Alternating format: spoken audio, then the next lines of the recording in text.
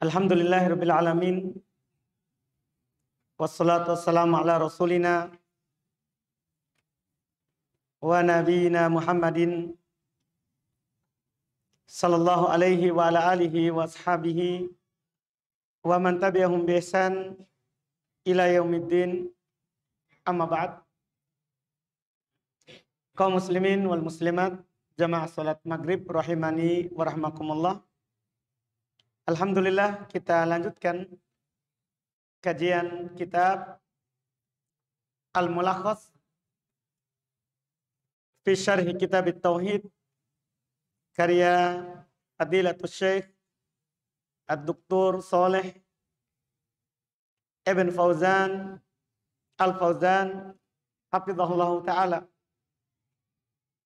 Kita masih di hadis terakhir pada bab bahwa di antara kaum muslimin ada yang jatuh ke dalam kesyirikan di antara mereka. Kita tentunya di hadis terakhir, kita sudah baca hadisnya di pertemuan yang lalu. Sekarang sisa kita baca apa yang dijelaskan oleh Syekh Al-Fauzan terkait dengan hadis ini. Belum mulai dengan keterangan tentang sahabatnya yang membawakan hadis, yaitu Thauban. Kata beliau rahimahullah, tarjamatu Thauban. Biografinya Thauban, yaitu secara ringkas, singkat, huwa maula Rasulillah. Ini Thauban adalah mantan budaknya Rasulullah yang Nabi kita merdekakan. Kemudian dia masuk Islam. Wa sahibahu. Setelah itu selalu tetap melayani Nabi sallallahu alaihi wasallam. Walazamahu, bahkan selalu bersamanya. Wa sakana ba'dahu Syam. Setelah Nabi meninggal, beliau tinggal di negeri Syam. Iya. Wa mata bihims sanata arba wa khamsin. Beliau meninggal di daerah Hims namanya. Pada tahun 54 Hijriah. Yaitu beliau hidup berarti setelah Nabi meninggal 44 tahun. 44 tahun. Ini biografinya ini perawi hadis. Jadi dia adalah sahabat yang selalu bersama Nabi sallallahu alaihi wasallam. Dia mantan budak tapi demikianlah Islam. Siapa yang menjadi pemeluk Islam, dia akan dimuliakan walaupun asalnya budak. Dia akan dimuliakan. Karena Nabi sallallahu alaihi wasallam pada khutbah di haji terakhir belum memang menjelaskan di khutbahnya di Mina bahwa pada saat itu tidak ada lagi perbedaan antara Arab dan non-Arab, antara yang berkulit putih dan yang berkulit hitam. Semuanya sama setelah memeluk Islam. Diperlakukan sama. Sama-sama dijaga darahnya, tidak boleh ditumpahkan. Sama-sama terjaga hartanya, tidak boleh dirampas. Sama-sama dijaga kehormatannya, tidak boleh kita cacati.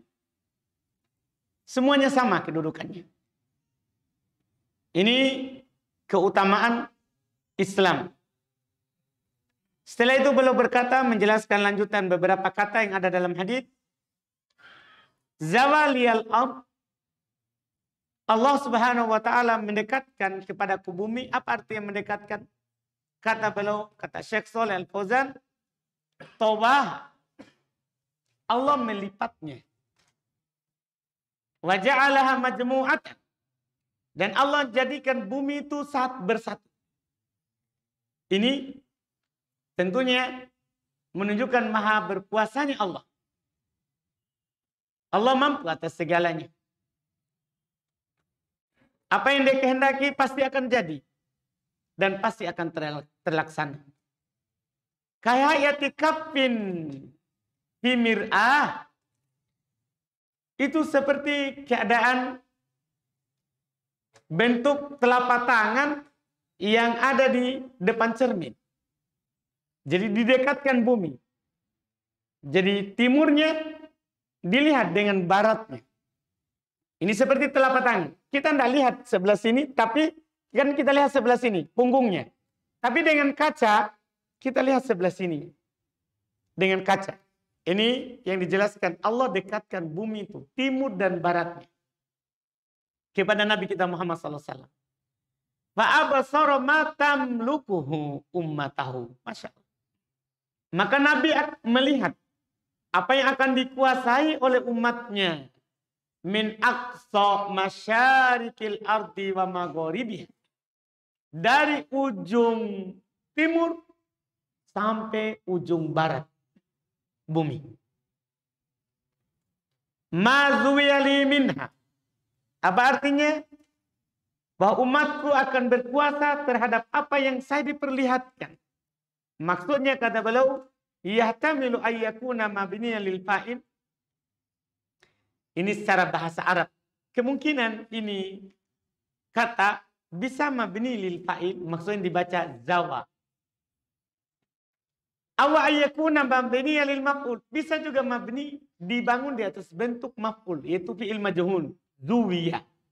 Karena kalau di fathah huruf pertama dan huruf kedua zawa atau zawi di kasro yang kedua, tapi pertama tetap fathah, itu namanya fi'il ma'lum, kata kerja ma'lum. Kemudian bila di dhamma dan di kasro kedua zuwiya, itu namanya majhul.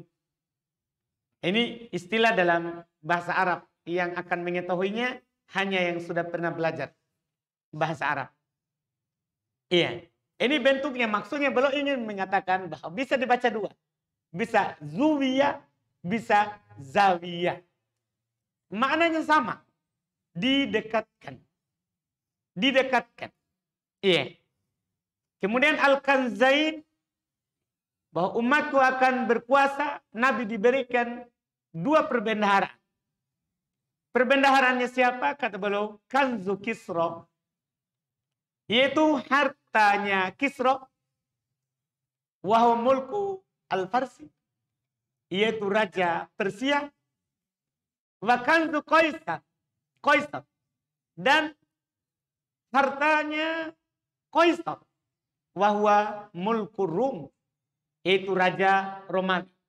Karena kekuasaan Islam, dia kuasai kerajaan Persia dan dia kuasai kerajaan Romawi.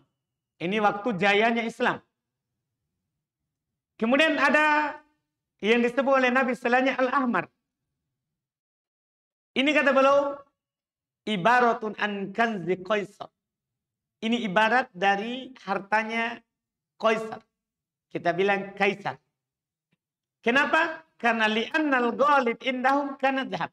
Karena dulu mereka kerajaannya, kebanyakan hartanya, mata uang mereka adalah emas. Makanya Nabi mengatakan bahwa kita akan berkuasa atas harta mereka yang berupa ahmar, yang merah itu, yaitu emas. Sementara wal abyad, yang putih maksudnya ini ibaratun an kanzi Kisra. Ini ibarat dari hartanya kerajaannya Kisra. Maksudnya apa? Yaitu kerajaannya tadi Persia. Kenapa kerajaan Persia? Karena kebanyakan li'annal ghaliba indahum kanal jauhar wal fiddah. Karena kebanyakan orang Persia mereka memiliki permata dan perak. Mata uang mereka berupa perak. Sementara mata uangnya Romawi, emas. Iya. Wal ahmar awal abyad mansuban alal badal. Ini secara bahasa lagi. Sementara al ahmaro dibaca fathah, wal abyad dibaca fathah, barisnya itu dia dinasab mansub sebagai badal. Ini yang sudah belajar ilmu nahwu yang tahu. Bisanatin, kemudian di lafaz hadis ada kata sanah. Yaitu umatku tidak akan dibinasakan dengan sanatin amah. Maksudnya apa? Sanah apa artinya? Al-jad. Maksudnya kekeringan. Paceklik. Yang merata. Bi'amah. Kata bi'amah. Ya, paceklik yang amah. Yang umum. Ini sifatun di sana. Ini lagi bahasa Arab. Orang yang tahu sudah pernah belajar yang tahu. Ini sifat. Na'at. Kedudukannya. Ruwiya bilba. Ya, wabihattiha. Diriwayatkan hadits ini dengan lafaz pakai huruf bi, bi'amah, dan juga diriwayatkan dengan penghilangan ba, yaitu amah. Bisanatin amatin. Diriwayatkan seperti itu, diriwayatkan juga bisanatin bi'amatin, pakai ba. Ai jadbun amun, adapun maknanya kekeringan yang menyeluruh, merata. Yakunu bil halak al-aham. Yang akan terjadi dengan sebabnya kebinasaan yang umum. Ya, umat Nabi tidak akan seperti itu. Mereka tidak akan merasakan kekeringan yang merata dalam satu waktu. Kemudian tadi ada lafaz min siwa anfusihim, dari selain diri mereka, maksudnya apa? Min ghairihim minal kufar. Mereka kaum muslimin tidak akan pernah hancur dengan orang kafir. Tidak. Muslim itu justru hancur karena sesama muslim yang saling bertikai. Ini adalah kabar gembira bagi kita sebagai muslim. Kita selama muslim tidak akan pernah dikuasai oleh orang kafir. Yang akan menghancurkan kita muslim, sesama muslim. Karena syaitan ketika kita masuk Islam, sebenarnya dia sudah putus asa dari seorang muslim itu untuk disembah oleh muslim. Itu syaitan.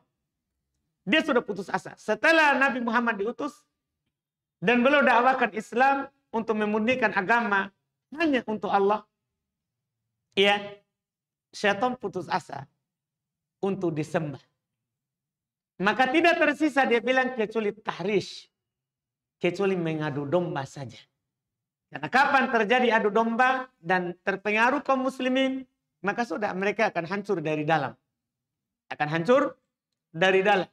Makanya perjuangan orang kafir dari masa ke masa adalah bukan memerangi kaum muslimin dengan pedang. Bukan, tapi dengan pemikiran. Pemikiran. Kita bisa melihat bagaimana dibuat teori-teori yang menyelisih akidah, keyakinan kaum muslimin. Kita bahas teori ringan saja. Teori turun hujan.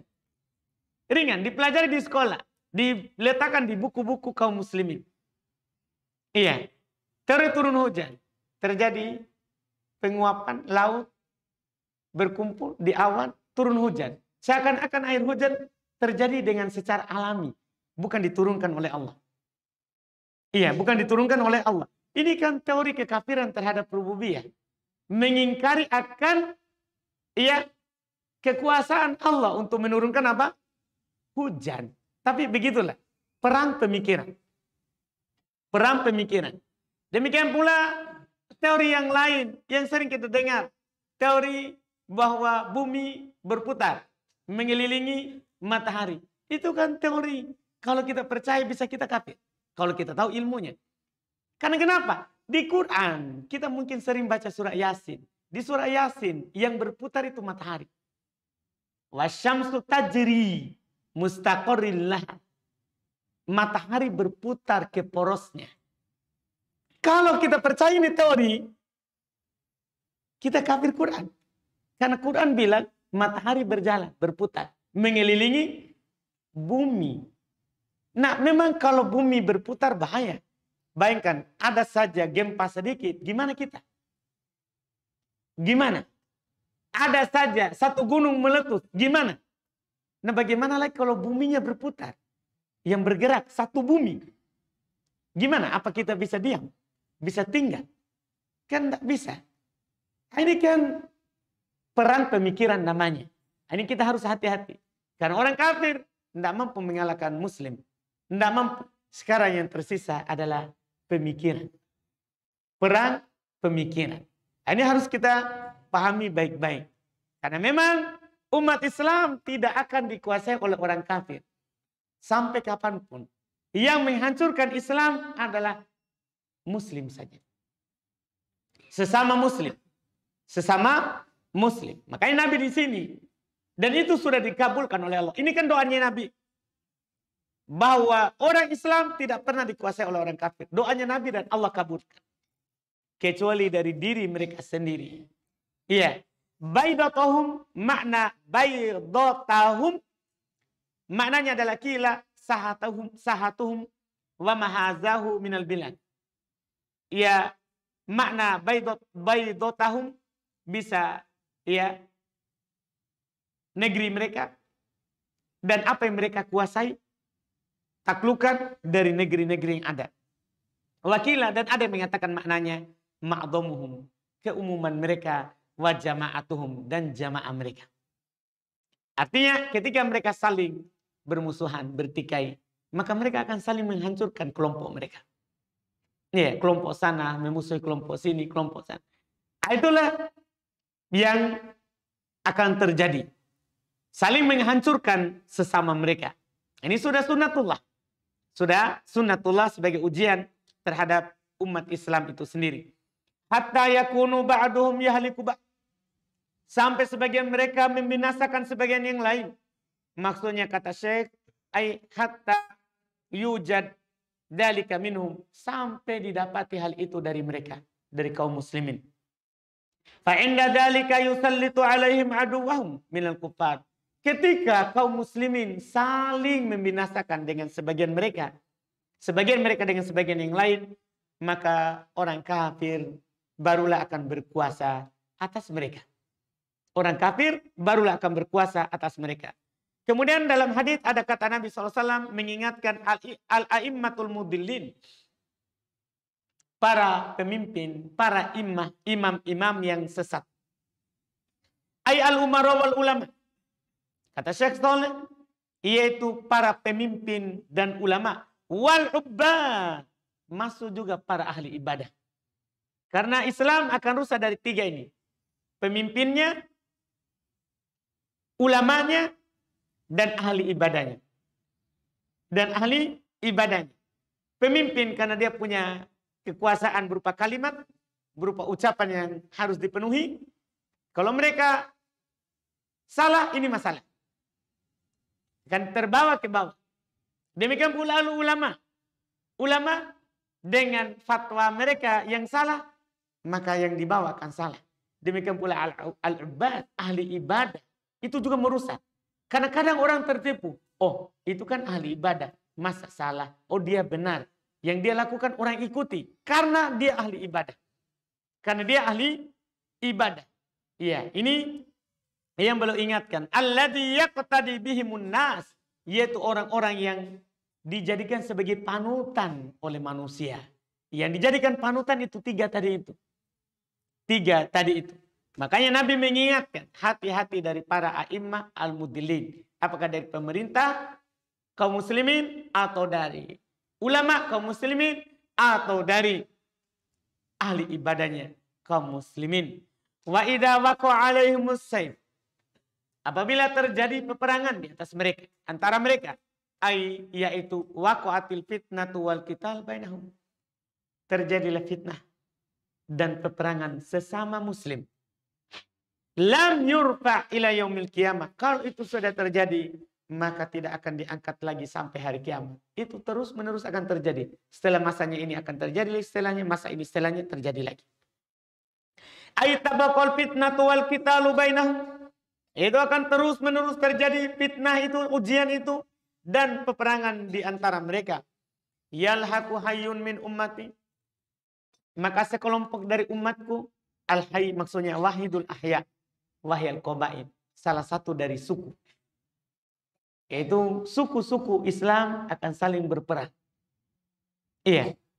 Bil musyrikin ayyanziluna ma'ahum fi diyarihim. sampai nanti ada sekelompok dari umat Islam, satu suku dari mereka, satu kampung dari mereka, satu kabilah dari mereka akan turun bersama orang musyrikin di negeri mereka. Tinggal bersama, tidak ada lagi nampak syiar Islam, sama-sama. Tidak bisa lagi dibedakan ini muslim atau kafir. Ini. Fi'am ay jama'at. Fi'am bermakna jamaah. Jamaah, kelompok-kelompok. Khatamun nabiyyin maksudnya adalah akhirun nabi. Ini beliau kalimat di dalam bahwa ada yang mengaku nabi, padahal nabi adalah penutupnya para nabi. Hatta yati amrullah, sampai datang perkara Allah, maksudnya ad-dhahir annal murad bihi, kata Syekh Saleh Al-Fauzan, yang nampak bahwa yang diinginkan dengan sampai datang perintah Allah maksudnya adalah ari at-thayyibah.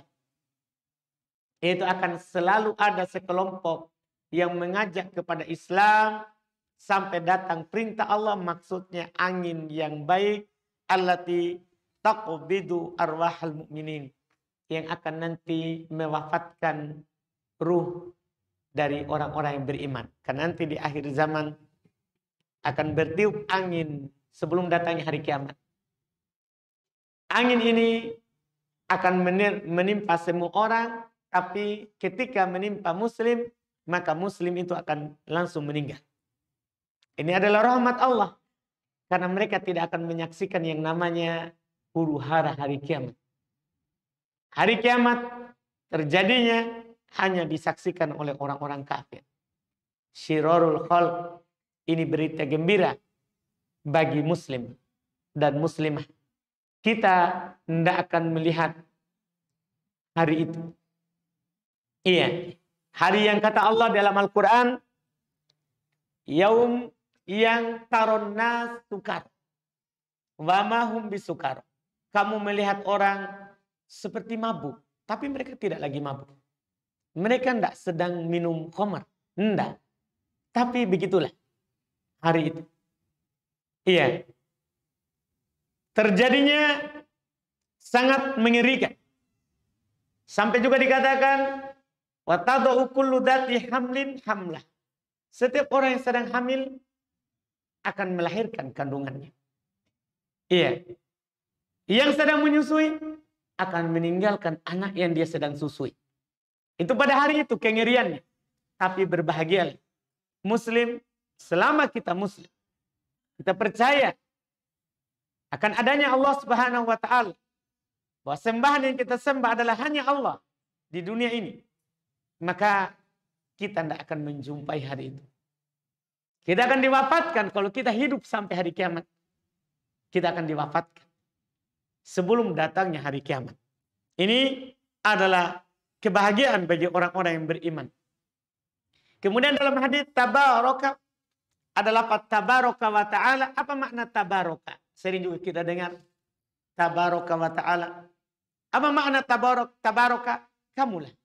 Tabarok artinya maha sempurna. Wa ta'ala, maha agung. Wa taqaddas, maha suci.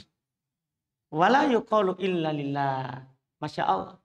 Tidak boleh kita ucapkan tabarok kecuali hanya untuk Allah saja. Tidak boleh kita bilang tabaroka fulan. Kita sebutkan namanya tabaroka Zaid misalnya. Zaid tabarok. Tidak boleh. Kalau orang kita hanya boleh bilang baroka fulan. Antum boleh kita bisa katakan baroka Muhammad. Muhammad berberkah. Tapi tidak boleh kita bilang tabaroka Muhammad. Karena ini kalimat hanya untuk Allah saja. Karena maknanya memang tidak cocok makhluk yang seperti ini. Tabarok maknanya kamulah yang sempurna. Tidak ada makhluk sempurna. Tidak ada makhluk sempurna. Karena dia akan ngantuk. Iya, akan mati. Iya kan? Kalau dua ini saja ada, dia tidak bisa tidak tidur selama-lamanya. Pasti dia tidur. Ini sudah tidak sempurna. Allah la ta'khudhuhu sinah wala naum. Di ayat kursi.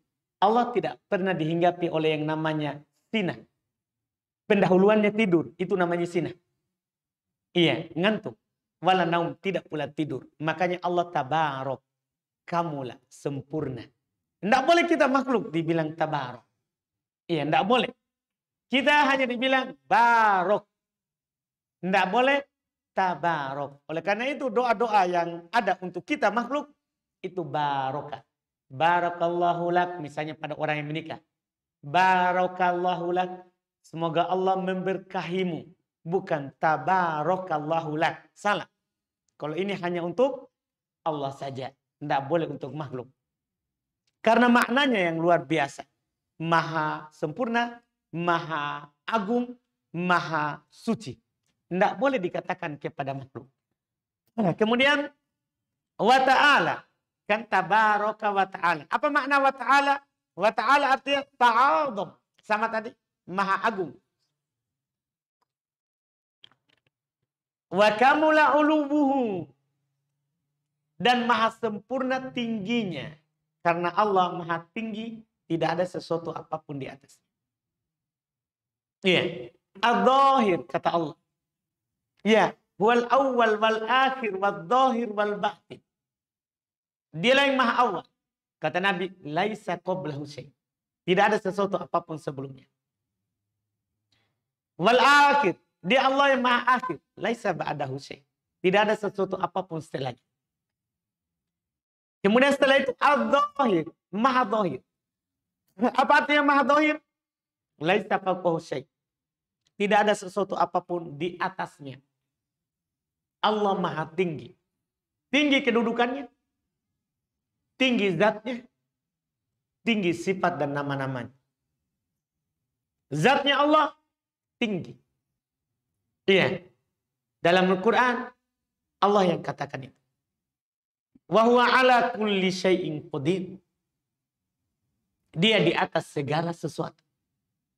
Maha mampu.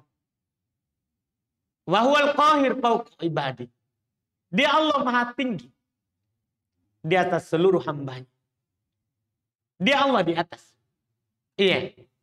Ini yang dikatakan makna ta'ala.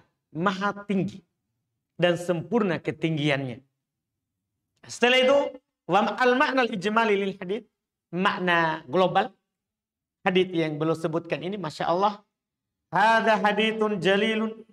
Hadith yang penulis sebutkan ini hadith yang sangat mulia sekali. Yastamilu ala umurin muhimmah. Terkandung di dalamnya perkara-perkara penting. Wa akhbarin shadiqah. Berita-berita jujur. Terpercaya. Ini tidak perlu kita ragukan tentunya. Karena Nabi kita tidak pernah berucap dari hawa nafsu. Kalau Nabi ngomong, pasti wahyu. Iya. Wa ma yantiqu anil hawa. Tidak pernah Nabi berucap dari hawa nafsunya. Semenjak belum diangkat menjadi Nabi dan Rasul. Tidak pernah berucap dari hawa nafsunya. Iya. Yukhbiru fiha as-sadiqul masduq. Yang mana yang menceritakan hadis ini kepada kita adalah as-sadiq. Yang jujur. Al-masduq. Yang dibenarkan oleh yang di atas langit. Annallaha subhanahu jama'alahul arda. Allah menyatukan untuknya bumi. Hatta abasara ma tamlikuhu ummatuhu min aqsal masyariq wal maghrib. Sampai belum melihat apa yang akan dikuasai oleh umatnya dari ujung timur sampai ujung barat. Wa huwa khabarun wujida mukhbiruhu. Dia adalah khabar, berita yang nyata terjadi apa yang dikabarkannya. Faqad tasa'a mulku ummati hatta balagha min aqsal maghrib. Sungguh telah luas kekuasaan umatnya sampai mencapai ujung timur, ujung barat. Ila aqsal masyriq, sampai ujung timur. Kuasanya Islam waktu itu. Wa akhbaru annahu utiyal kanzain. Dan Nabi mengabarkan bahasanya beliau diberikan 2 perbendaharaan. Fawaqa'a kama akbar. Ini subhanallah. Terjadi seperti yang beliau kabarkan.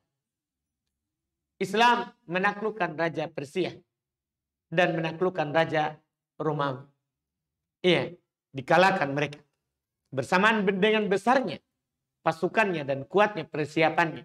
Cuman keutamaan Islam. Pasukan Islam sebelum pergi suatu daerah 2 bulan sebelumnya, sebulan sebelumnya sudah takut musuh. Jadi sudah kalah sebelum perang. Sudah kalah sebelum perang. Perasaannya, ya, hatinya sudah goncang. Sehingga di awal Islam itu satu muslim itu dia mampu mengalahkan 20 kafir. Di awal Islam. Jadi kalau ada 1000 pasukan kafir, Nabi hanya mengutus berapa? Hanya 100. 2 orang, 1 orang itu harus mengalahkan berapa? 20 seorang. Berarti kalau 1000 berapa yang Nabi utus? Hanya 50 di awal Islam. Setelah itu, setelah kaum muslimin banyak, maka Allah menurunkan ayat menghapus itu. Setelah itu, 1 muslim hanya bertanggung jawab membunuh 2 kafir. 2 kafir. Sehingga kalau pasukannya 100, Nabi hanya mengutus berapa? 50. Kalau 1000 hanya berapa? 500. Itu setelah itu. Jadi mereka walaupun sedikit bisa mengalahkan yang banyak. Iya. Ini pasukan muslim. Pasukan muslim. Mereka menguasai Persia dan Romawi. Dan itu Nabi kabarkan dan terjadi. Faqad hazat ummatuhu mulkai Kisra wa Qaisar. Umatnya telah menguasai 2 kerajaan besar, yaitu Kisra dan Qaisar. Bima fihima minad dhahab wal fiddah wal jauhar. Demikian pula mereka kuasai hartanya yang ada di dalam kerajaan itu. Emas, perak, dan permata. Wa akhbaru annahu sa'ala rabbah. Dan Nabi juga mengabarkan di hadis ini beliau meminta kepada Rabbnya. Meminta kepada Rabbnya. Li ummatihi, untuk kebaikan umatnya. La yuhlikahum bijadbin am. Bahwa Allah tidak membinasakan mereka dengan kekeringan yang merata. Wala yusallitu alaihim aduwan minal kuffar. Dan tidak menguasakan kepada mereka musuh dari kalangan kafir. Yastauli ala biladihim, yang menguasai negeri mereka. Wa yasta'asilu jama'atahum, dan akan menguasai, mengalahkan kelompok muslim. Wa anna allaha a'atahu al-mas'alatal ula. Dan Allah memberikan kepada nabinya permintaan beliau yang pertama. Allah kabulkan itu. Wa a'atahu al-mas'alatal tsaniyah. Dan juga Allah mengabulkan permintaan kedua. Permintaan kedua. Dua-duanya Allah kabulkan. Permintaan pertama dikabulkan. Bahwa umat Islam tidak akan dibinasakan dalam musibah yang merata. Yang kedua, umat Islam tidak akan dikuasai oleh orang kafir. Habis? Baik. Kita baca lagi di pertemuan akan datang. Sampai di situ. Insya Allah kita sambung lagi. Berarti nanti kita baca lagi wa anna allaha a'tal mas'alatul ula wa atahul mas'alatas tsaniyah insyaallah. Kita cukupkan dulu dan masuk di tanya jawab.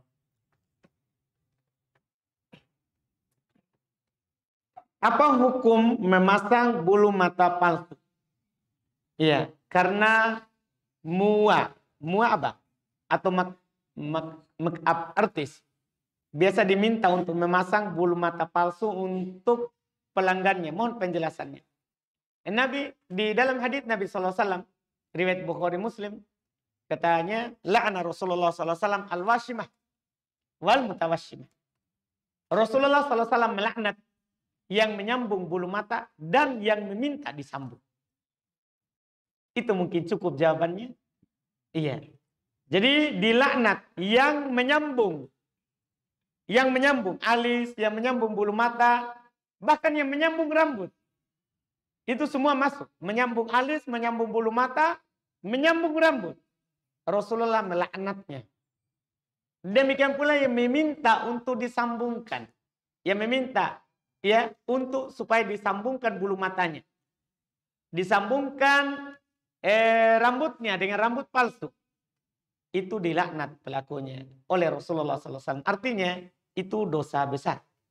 Karena kapan sebuah pelanggaran dikatakan laknat, maka itu ciri dosa besar. Ciri dosa besar.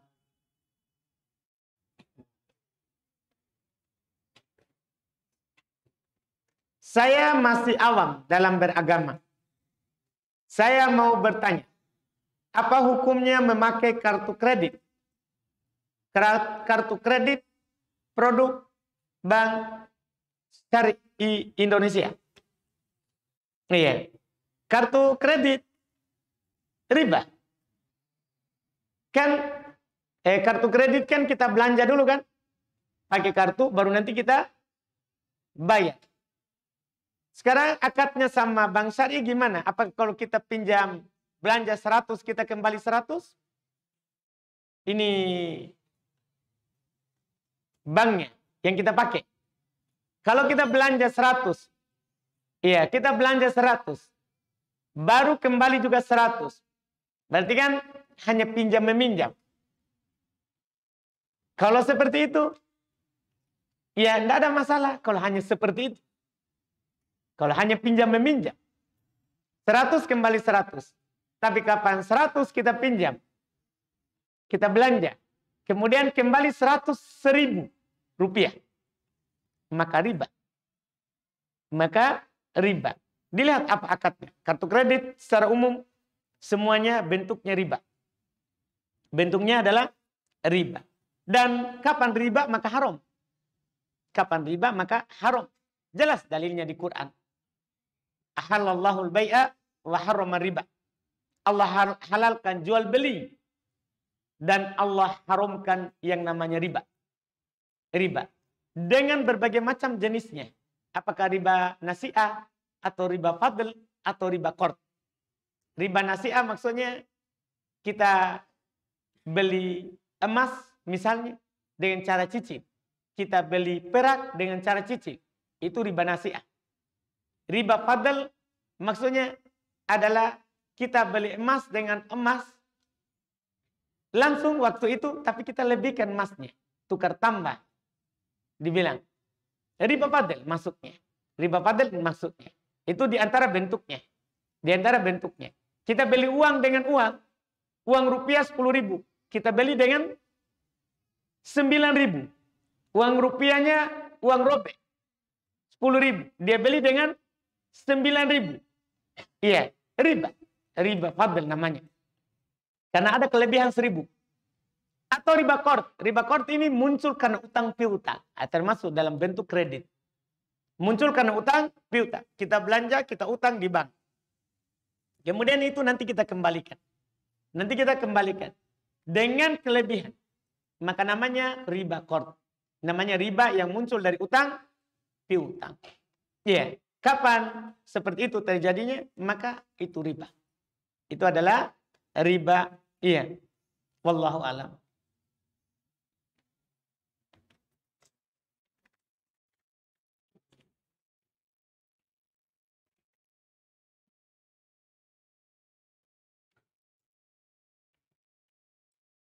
Bagaimana cara menghadapi suami yang belum paham agama? Istri sudah bercadar, tapi suaminya tidak setuju. Jadi istrinya hanya memakai cadar saat kekajian dan memakai masker ketika keluar rumah. Tapi kalau istrinya pergi ke rumah mertua, dia harus membuka maskernya karena keluarga suami belum terima dia bercadar. Apakah istrinya berdosa jika wajahnya terlihat oleh ipar di lingkungan rumah mertua? Sedangkan dari keluarga istrinya sudah menerima dia bercadar. Iya. Pertama ya kita bicarakan baik-baik, sampaikan baik-baik kepada suami tentang hal tersebut. Bahwa kita bercadar, memakai hijab syar'i itu adalah perintah Allah. Iya, bukan karena kita bergaya atau karena kita hanya sekedar mau menyembunyikan kecantikan atau kejelekan. Bukan. Allah yang menyuruh kita untuk memakai jilbab. Memakai cadar. Menutup dari atas kepala sampai ke bawah. Sampai ke bawah. Allah yang katakan kepada nabinya, turun ayat terkait dengan perintah cadar. Kata Allah, ya ayuhan nabi, qul li azwajika wa banatika wa nisa'il mu'minin yudnina min jalabibihinna. Wahai nabi, jadi memang nabi dipanggil. Wahai nabi, katakan kepada istrimu, anak perempuanmu, dan seluruh perempuan muslimat. Jadi ini bukan seruan untuk Arab saja. Tapi semua, kan kalau Arab kan berarti nabi, istrinya belum suruh, dan anaknya. Tapi ada setelahnya. Dan seluruh wanita muslimat. Hendaklah mereka mengulurkan jilbab mereka. Ya, jilbab itu yang dipakai dari kepala sampai ke bawah. Sampai ke bawah. Ke dada ke bawah. Ini perintah. Demikian pula ayat-ayat yang sangat banyak sekali. Ya, terkait dengan perintah untuk bercadar. Bukan hanya ini. Secara turun-temurun para ulama sudah bersepakat. Seluruh madhab. Tidak ada madhab fikih yang menyelisihi bahwa cadar itu hukumnya sunnah atau apa. Menutup pakai syar'i itu sunnah. Tidak. Seluruh madhab sepakat. Iya, tidak ada perselisihan. Seluruh madhab. Bahwa seorang perempuan itu wajib ya berhijab dengan hijab syar'i. Tapi kata para ulama rahimahumullah, jika dia mampu. Jika dia mampu. Iya. Mampu artinya dia bisa melakukannya dengan aman. Tidak ada hal yang ya besar yang dipertimbangkan. Ya, hal itu. Walaupun sebenarnya pada dasarnya tidak boleh kita mempertimbangkan celaknya makhluk. Kalau terkait dengan hak Allah. Terkait dengan hak Allah. Tapi kadang seperti itu kita perlu lemah lembut.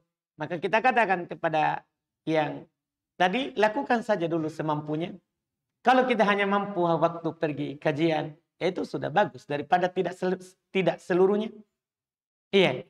Kalau kita mampu melakukan saat keluar rumah, alhamdulillah, itu sudah bagus. Sudah bagus.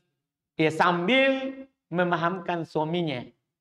Iya, bahwa dia adalah kepala keluarga, bahwa nanti dia akan ditanya di hadapan Allah. Kenapa dia biarkan istrinya seperti itu? Iya. Kenapa dia biarkan istrinya seperti itu? Nanti dia akan ditanya oleh Allah. Yang penting kita sudah sampaikan. Bahwa ini adalah perintah Quran. Ini perintah Nabi SAW. Kepada kita sebagai umatnya. Sampaikan ke suaminya. Setelah itu suaminya tidak mau lakukan. Nanti dia di hadapan Allah. Kan orang yang ya tidak mempedulikan istrinya, auratnya, kan tidak cium bau surga di hari kiamat. Kan mengerikan. Iya, orang yang seperti itu. Orang yang tidak cemburu terhadap istrinya. Dalam artian dia biarkan istrinya dilihat oleh orang, dinikmati oleh orang lain. Itu kan bahaya. Dia di hari kiamat akan ya mendapatkan ya pertanyaan terkait dengan perbuatannya itu. Nabi SAW katakan kullukum ra'in wa kullukum mas'ulun an ra'iyati. Semua kalian pemimpin. Dan akan ditanya tentang kepemimpinannya. Ar-rajulu ra'in fi ahli bait. Wa huwa mas'ulun an ra'iyati. Seorang lelaki, seorang suami, pemimpin di rumahnya. Dan dia akan ditanya tentang kepemimpinannya terhadap istrinya, anaknya. Dia akan ditanya tentang itu. Dia akan ditanya tentang itu. Intinya kita sebagai istri, sampaikan saja. Masalah dia belum suka, belum mampu menerima itu atau belum bisa menjalankannya, itu urusannya nanti di hadapan Allah. Dan jangan lupa tetap mendoakannya. Karena hati suami kita ada di tangan Allah. Allah akan membaliknya kapan saja dia kehendaki. Kita berdoa kepada Allah supaya dilembutkan hatinya. Bahwa itu demi kebaikannya. Demi kebaikannya. Walaupun dia misalnya orang yang tidak paham agama, belum terlalu paham, tapi dia biarkan istrinya berpenampilan syar'i, itu sudah kebaikan nanti. Yang dia akan dapatkan nanti di hari kiamat. Pahalanya. Pahalanya. Karena kita kalau tidak bisa melaksanakan sunnah, tidak bisa melaksanakan syariat, jangan menjadi musuhnya. Kita tidak bisa misalnya berjenggot. Jangan mengejek orang berjenggot. Iya, yang kan masalah kita tidak melakukan, itu nanti kita akan tanggung jawabkan di hadapan Allah. Kan nanti kita akan ditanya, Mada Ajabtumul mursalin. Apa yang kalian jawabkan terhadap Rasul yang diutus kepada kalian? Kan kita semua akan ditanya tentang pertanyaan itu. Kamu sudah diutus Nabi Muhammad. Bagaimana jawabanmu terhadap utusan itu? Semua kita akan ditanya seperti itu. Iya. Bahaya kalau kita bilang, ma kunna nasma'u. Kami tidak mendengar. Kan bahaya sekali. Iya. Bahaya sekali kalau seperti itu. Jelas semua kita akan ditanya. Yang penting, iya. Jangan itu tadi. Kalau kita tidak mampu melakukannya, udzur tak ada di hadapan Allah. Nanti. Iya. Yang penting jangan mengolok, mengejek orang yang melakukannya. Jangan mengolok, mengejek orang yang melakukannya. Kita belum mampu, kita akan ditanya tentang itu. Dan Allah tahu udzur kita. Allah tahu udzur kita. Iya. Jelas memang Nabi SAW katakan, idza amartukum bi amrin fa'tu minhu mastata'tum. Kalau saya perintahkan kalian suatu perintah, lakukan semampunya. Kan kalau kita tidak mampu, sekali lagi ada udzurnya di hadapan Allah. Semampunya saja. Apa yang kita mampu, lakukan. Yang kita tidak mampu, itu udzur nanti di hadapan Allah Subhanahu wa ta'ala. Dan Allah suka menerima udzur. Allah suka menerima udzur. Yang penting tidak ada penentangan. Yang penting tidak ada penentangan. Karena bahaya di menentang setelah tahu. Itu wallahu alam. Jika anak sampai ke masjid, waktu iqamah sudah dekat. Dan hanya cukup 2 rakaat sholat. Sholat apakah yang lebih afdol anak kerjakan? Apakah tahiyat masjid atau qobliyah? Dua-duanya saja. Kan boleh satu niat langsung. Boleh satu gerakan itu 2 niat. Jadi langsung saja. Sebelum takbir niat sholat qobliyah, tahiyat masjid. Bahkan langsung niat antara adzan dan iqamah. Bahkan kalau baru wudhu, tambah lagi. Niat sholat 2 rakaat setelah wudhu. Kan boleh. Banyak niat. 4, 5, boleh. Dalam hadits Nabi SAW ada 2 lafaz ya. Kata beliau, innamal amalu bin niyah. Dengan lafaz tunggal. Amalan itu tergantung pada niatnya. 1. Dalam lafaz lain kata Nabi, innamal amalu bin niyat. Dengan lafaz jamak. Amalan itu tergantung niat-niatnya. Jadi niat-niatnya. Jadi dalam satu gerakan, kalau sama gerakannya, sama hukumnya, boleh banyak niat di dalam. Boleh banyak niat di dalam. Jadi kita lakukan saja dengan banyak niat. Boleh.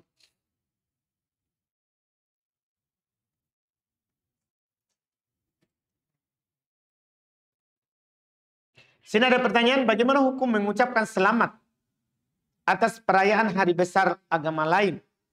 Dan hukum menjual atribut perayaan hari besar orang kafir dan ikut serta meramaikan hari besar orang kafir. Iya, kita sudah ada aturan kalau terkait dengan masalah perkara dunia, kita boleh bermuamalah dengan orang kafir. Nabi bermuamalah dengan orang kafir. Nabi bermuamalah dengan orang kafir. Beliau melakukan jual beli, menggadekan bajunya, beliau juga menerima hadiahnya orang kafir, tapi bukan dalam keagamaan. Terkait dengan salam, ucapan selamat, Nabi SAW pernah berkata kepada para sahabat, kita akan mendatangi kelompok ahli kitab. Nabi ingatkan mereka, la tabda'um bis salam. Jangan memulai ucapkan keselamatan kepada mereka. Tapi kalau mereka mengucapkan keselamatan kepada kita, bilang wa'alaikum. Atas kalian juga. Atas kalian juga. Jadi kita sebagai muslim tidak boleh memulai. Tidak boleh memulai. Jadi ada aturannya. Tapi kalau mereka ucapkan selamat, kita bilang atas kalian juga. Atas kalian juga. Itu aturan dalam agama kita. Itu aturan dalam agama kita terkait dengan keagamaan. Bukan keduniaan. Kalau dunia, tidak ada masalah. Kita bermuamalah. Melakukan jual beli. Ya, bekerja. Dan yang semisalnya. Tapi masalah agama tentunya sudah diatur.